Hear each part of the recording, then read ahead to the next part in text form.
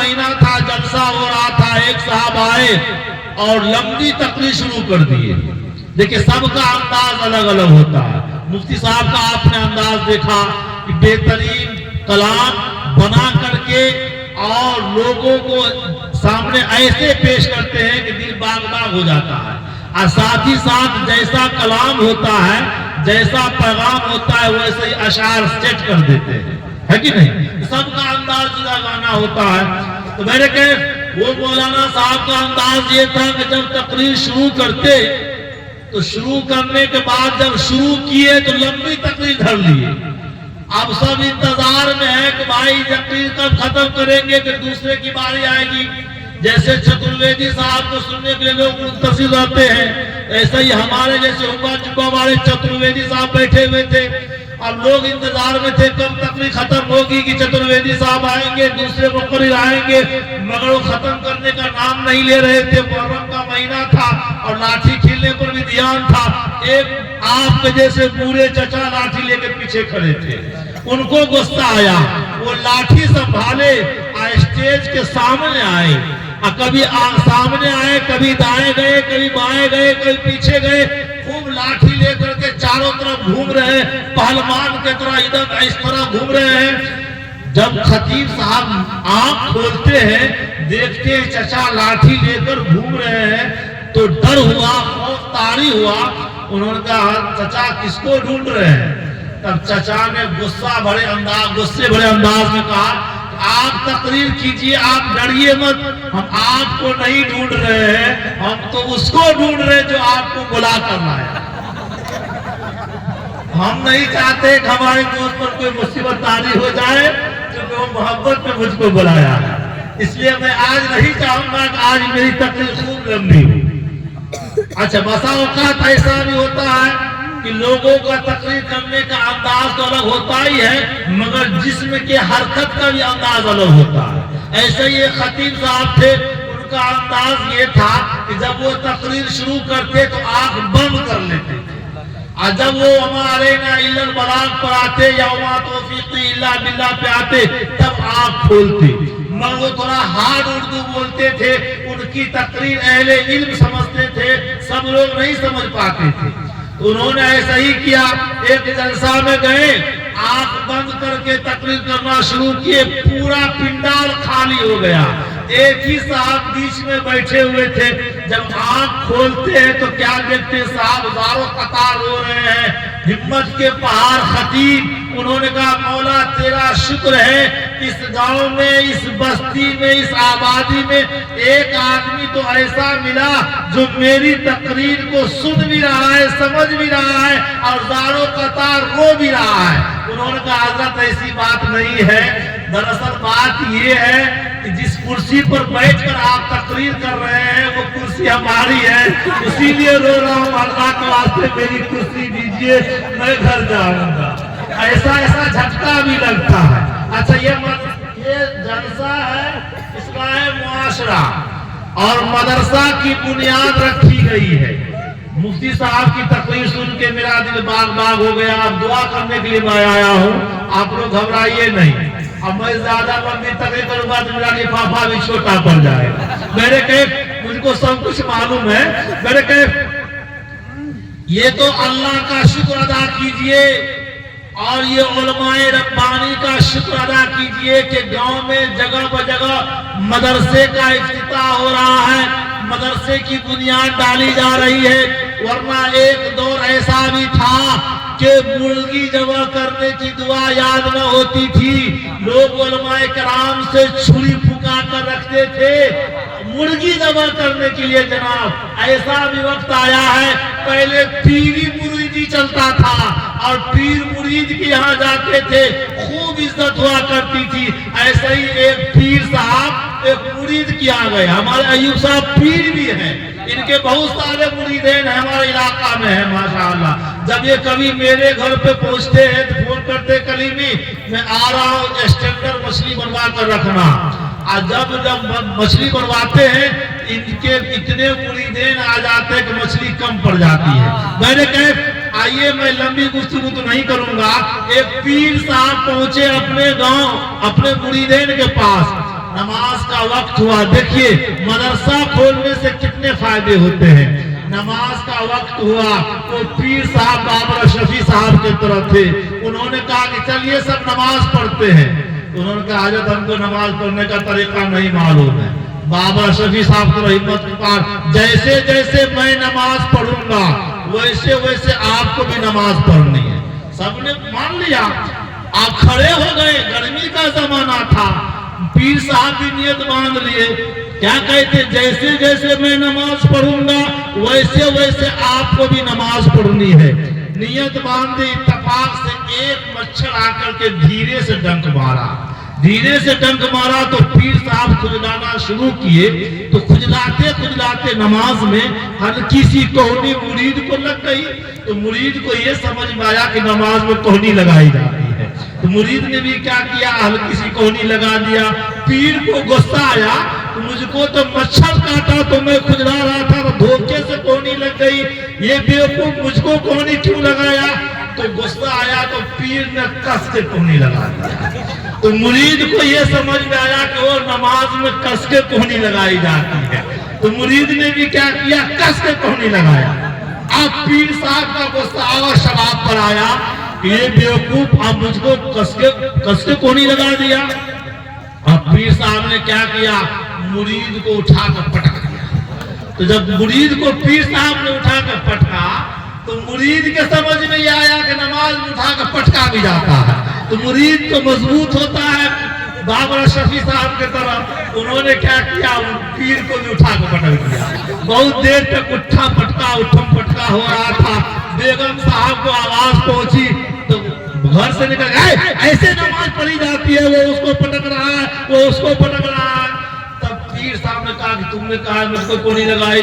तो मुरीद ने कहा कि आपने कहा था जैसे जैसे मैं नमाज पढ़ूंगा वैसे वैसे आपको भी नमाज पढ़नी है। बस एक और सुन लीजिए, उसके बाद में मैंने जो कुरान मुकद्दस की तिलावत की है और गायत्री मंत्र मैंने पढ़े, अथर्ववेद, ऋग्वेद, यजुर्वेद, सामवेद, गीता, भगवद गीता के मंत्र मैंने पढ़े हैं, उसका तर्जमा कर दूंगा।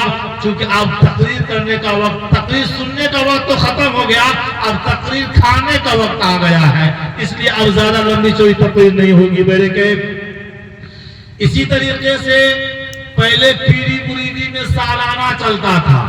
एक पीर साहब गए सालाना लेने के लिए, पूरे गांव वालों से सालाना लेते थे। सालियाना जिसको कहा जाता है, अनाज वगैरह लेते थे। नमाज का वक्त हुआ, दरिया के किनारे उन्होंने कहा कि चलो भाई वजू बनाते हैं, नमाज पढ़ेंगे। तो वजू का तरीका भी मालूम नहीं था।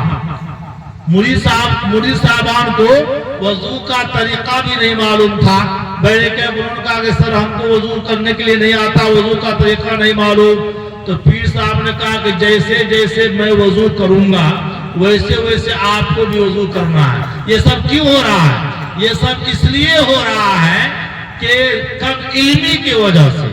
इसलिए मदरसा होना जरूरी है, इल्म का होना जरूरी है ना भाई? तो बोलिए ना आप लोग, गुस्सा में है मेरे के। तो मुरीद साहब से पीर साहब ने कहा कि चलो वजू बनाते हैं। मुरीद ने कहा कि हम लोग को वजू बनाने का नहीं मालूम, पहले ये नलका नहीं चलता था, चापाकल नहीं चलता था, दरियाएं होती थी, है ना भाई? तो दरिया के किनारे सबको बिठा दिए।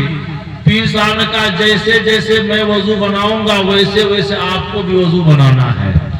अब वजू बनाना शुरू किए, हाथ धोए, कुल्ली किए, नाक में पानी डाले, चेहरा धोए, कोने समेत दोनों हाथ धोए, सर का मसा किए।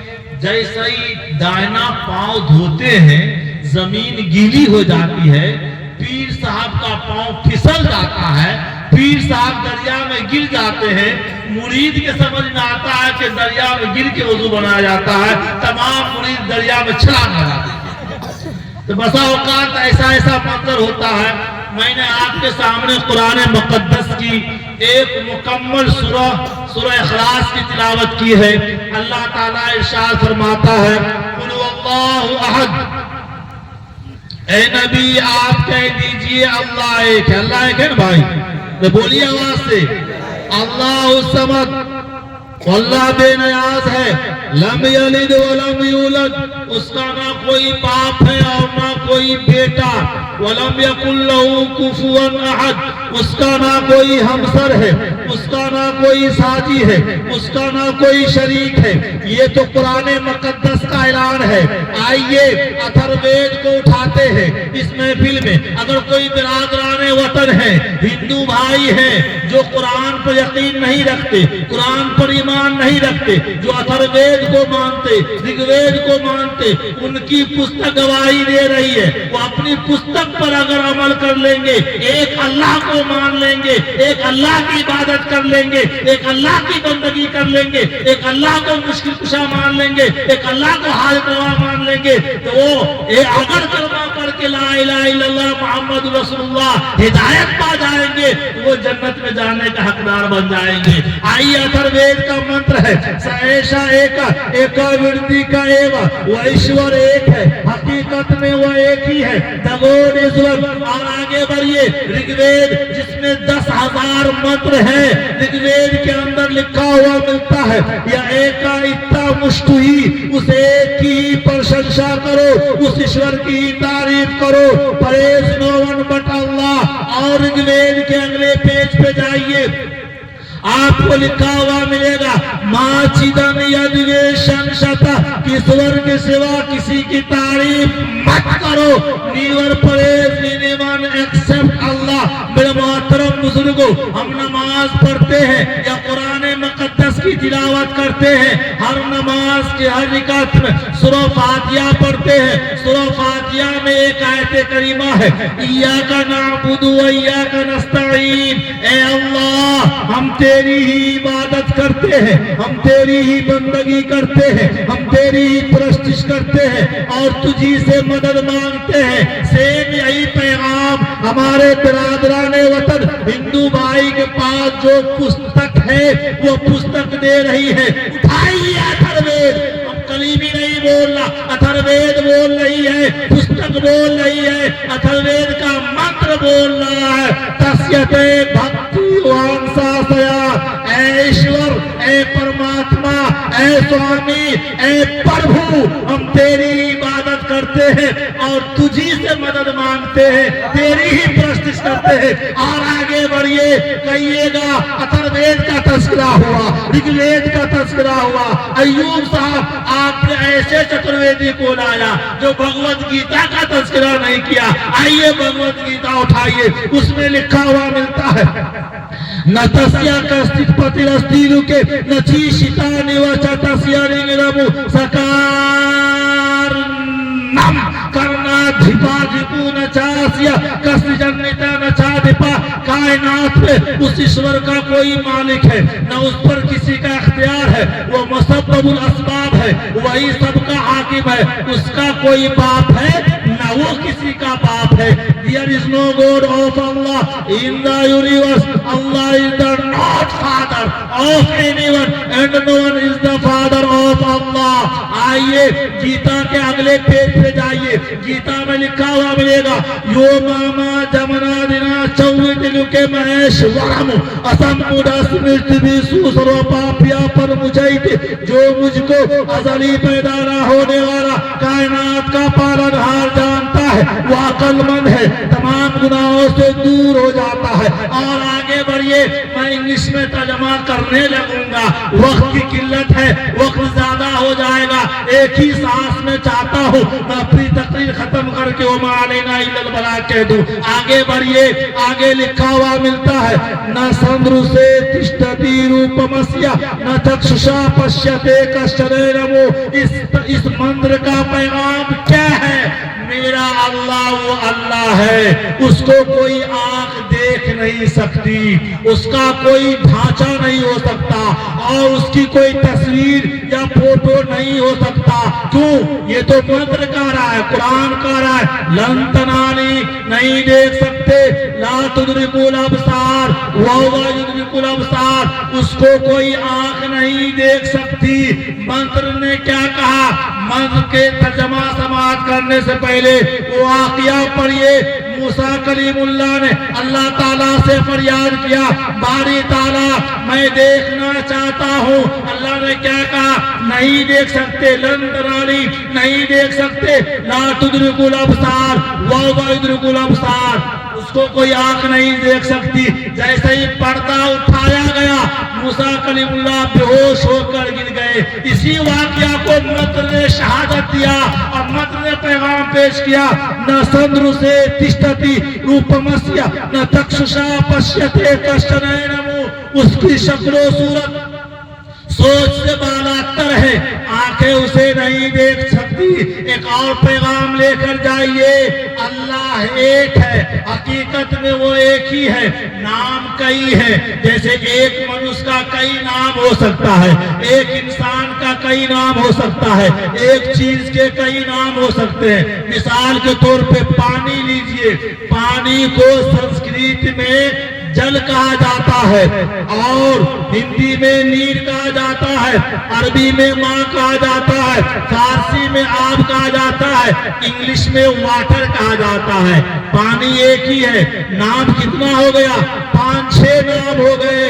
सेम उसी तरीके से अल्लाह एक है, नाम कई है। उसी अल्लाह को ईश्वर कहा जाता है, अल्लाह कहा जाता है, खुदा कहा जाता है, परमात्मा कहा जाता है, स्वामी कहा जाता है, प्रभु कहा जाता है, गॉड कहा जाता है। ऋग्वेद ने क्या कहा, एकम सदिपुरा बनुदावदंतै, उस खुदा को ही विद्वानों ने अलग अलग नामों से पुकारा है।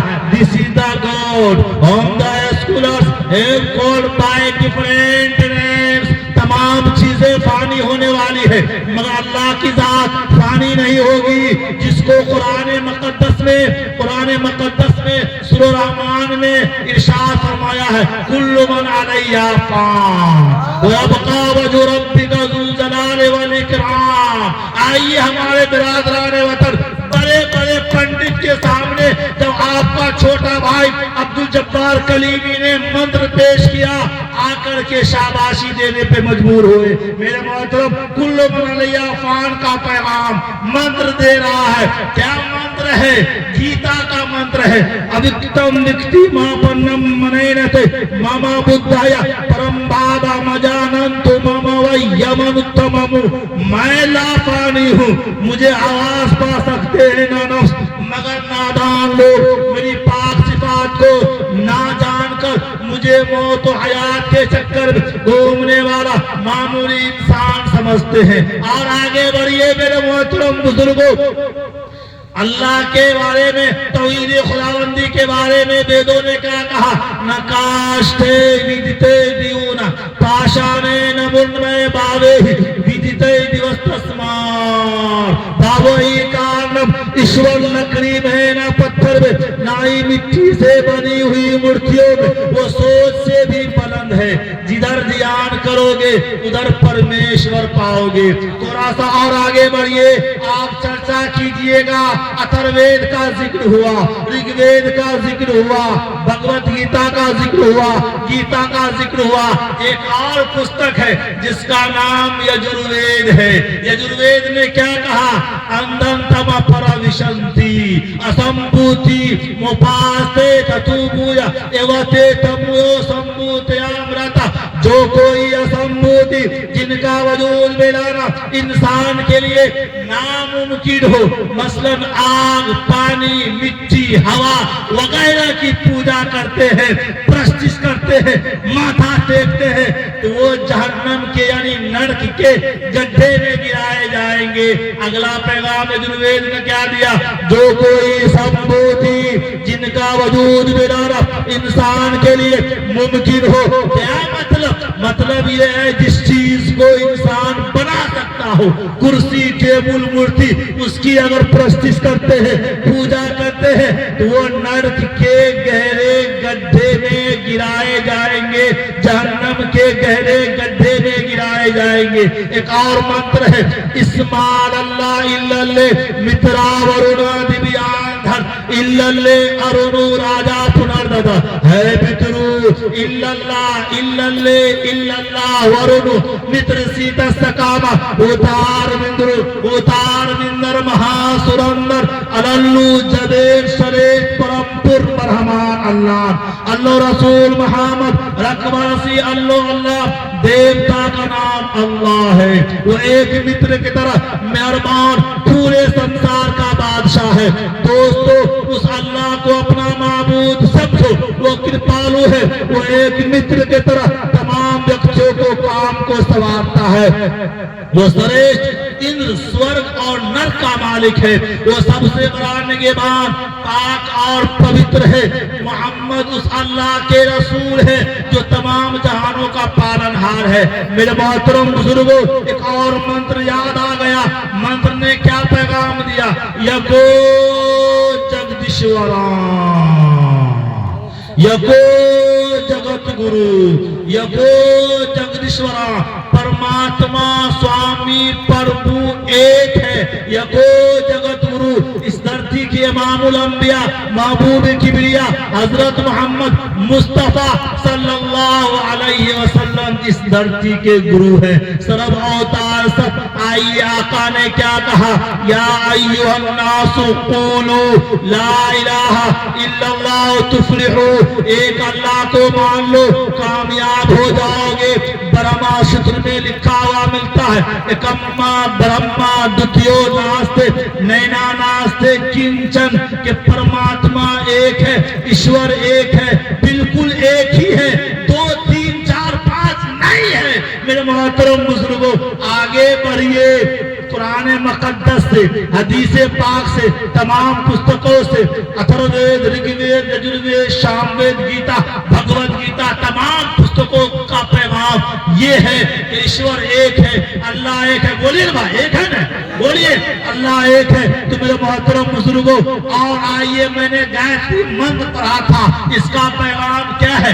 इसका पैगाम वही है जो सूरह फातिहा का पैगाम है। अल्हम्दुलिल्लाहि रब्बिल आलमीन अर्रहमानिर रहीम मालिकि यौमिद्दीन इय्याका नअबुदु व इय्याका नस्तईन इहदिनस सिरातल मुस्तकीम सिरातल लज़ीना अनअमता अलैहिम गैरिल मग़ज़ूबि अलैहिम वलद्दाल्लीन आमीन।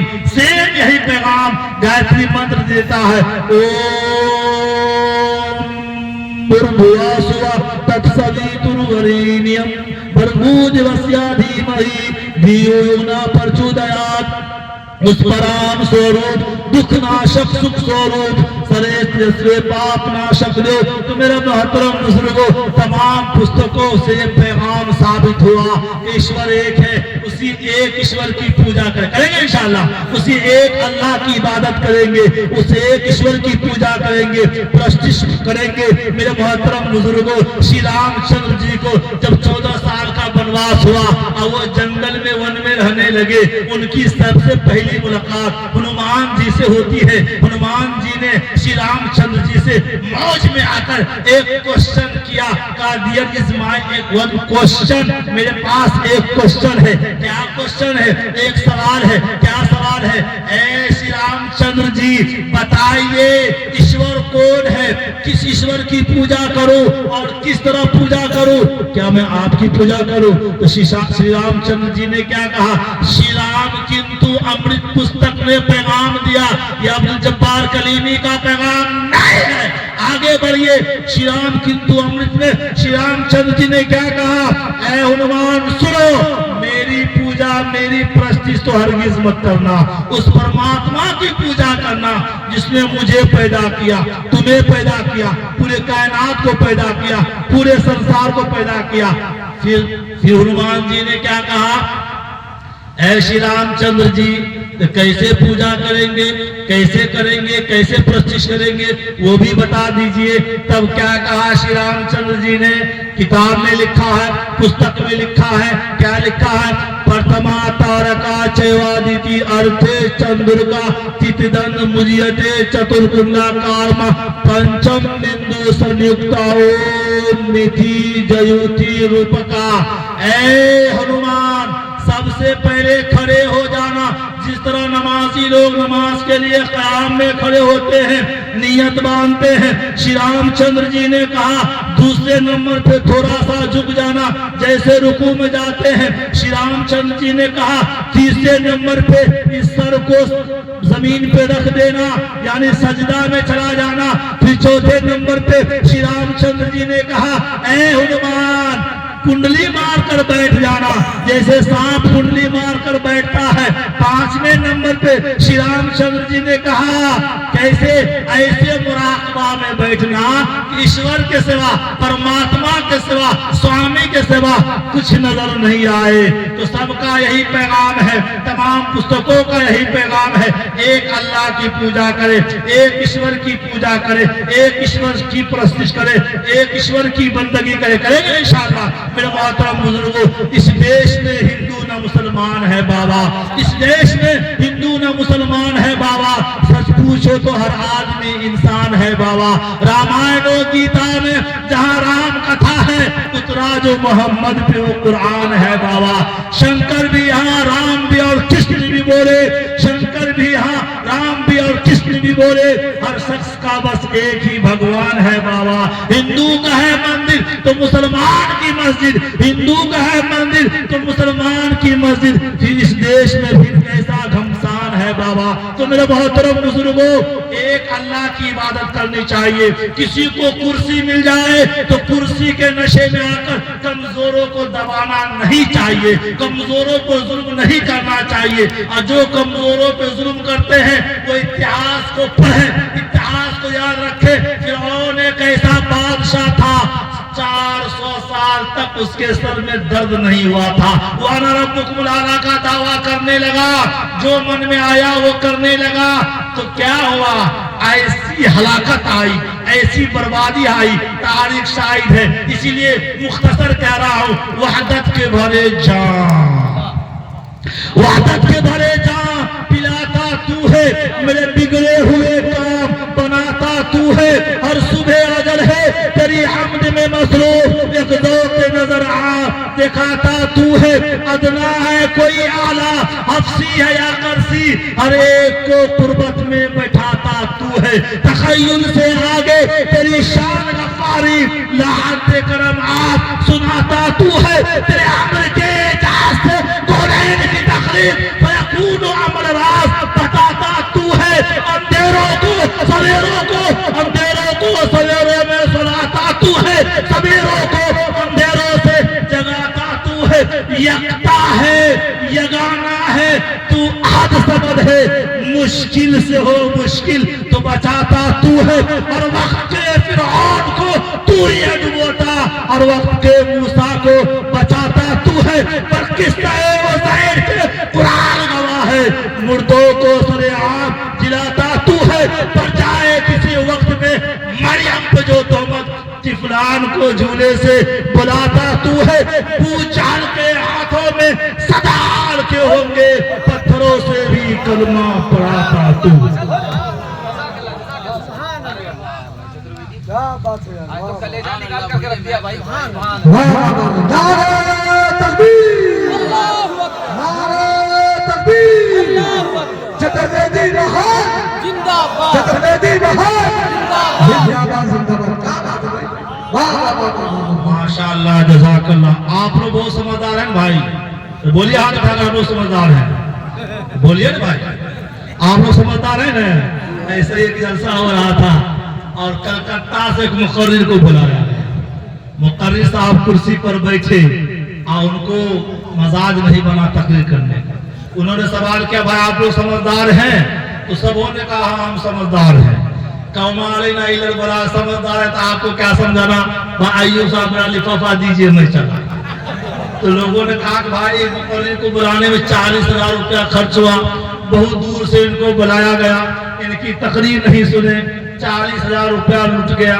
लिहाजा दोबारा उनकी तारीख ली जाए और दोबारा उनको बुलाया जाए। जैसे अभी आप लोगों ने कहा है 10 से 10 मिनट और समय दे दीजिए, दोबारा जलसा कीजिएगा इंशाअल्लाह।